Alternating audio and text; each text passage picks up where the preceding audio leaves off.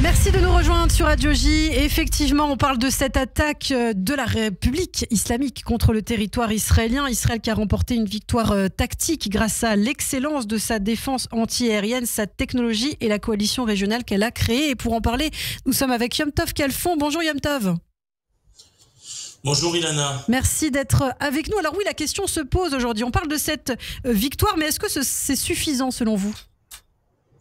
Ah oui, alors avant de répondre à votre question, si vous me le permettez Ilana, j'aimerais juste avoir une pensée émue ce matin sur vos ondes pour notre ami Gilles Taïeb qui nous a quittés hier. C'était un ami, un militant infatigable d'Israël, du peuple juif, et il était un modèle pour nous tous. Et donc par vos ondes, je présente mes sincères condoléances à Karen, son épouse, ses enfants, sa famille, et nous gardons un souvenir poignant de cet homme d'action et de valeur. Merci beaucoup pour cet hommage, ce témoignage ce matin, Yom Tov. Alors oui, retour à l'actualité aussi oblige, et on se pose la question aujourd'hui de cette victoire. Est-ce qu'elle sera suffisante contre la République islamique ? Écoutez, oui, certes, comme je l'ai dit, c'est une victoire tactique, comme vous l'avez énoncé, c'est-à-dire que nous sommes tous ébahis devant la technologie, cette technologie israélienne de défense aérienne, de missiles antimissiles, d'hommes de fer, la fronde de David. Et il est vrai que j'imagine que le carnet de commandes des industries militaires israéliennes ne va aller que se remplir de plus en plus, mais ça, c'est certes une victoire, mais ça reste une victoire tactique, parce qu'on est dans le cadre de la défense. Et face à un régime, comme ça a été très bien évoqué par votre précédente intervenante, comme le régime terroriste des mollahs d'Iran, on ne peut pas seulement se baser sur une défense, il faut aussi mener une action offensive, une attaque, pour que ces terroristes ne se remettent pas à nous attaquer à l'avenir. Ils nous attaquent tout le temps, il faut le savoir. Alors là c'est la première fois qu'ils attaquent de manière directe depuis le sol iranien vers le sol israélien, mais nous savons que ça fait des dizaines d'années qu'ils ont construit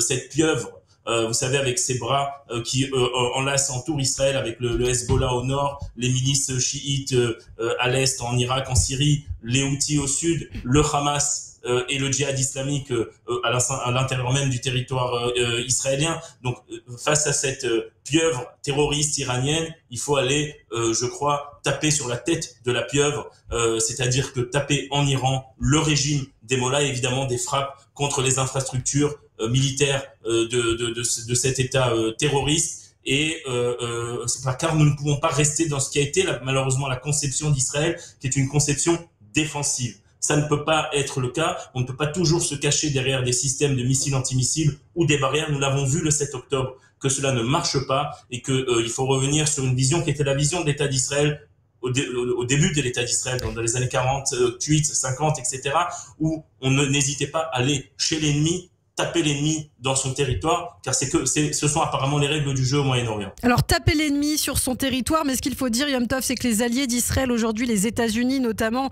les alliés européens aussi, sont opposés à une riposte israélienne. Alors comment réagir face à ce refus de participer aussi à cette riposte ?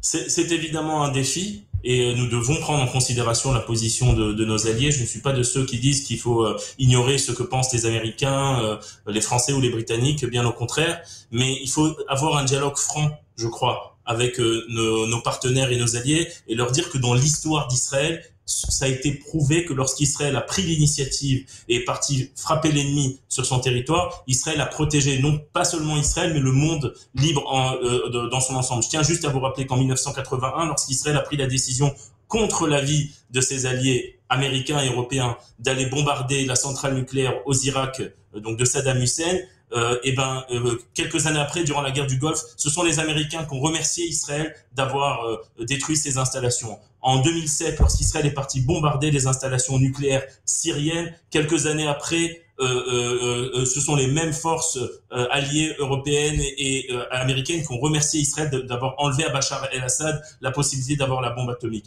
Une fois de plus, c'est à Israël de faire ce qu'elle doit faire pour se protéger et pour protéger le monde libre, même si cela aujourd'hui ne plaît pas à nos alliés. J'imagine que dans quelques années, ils nous remercieront. Merci beaucoup Yom Tov Khalfon, merci d'avoir été avec nous ce matin sur Radio J.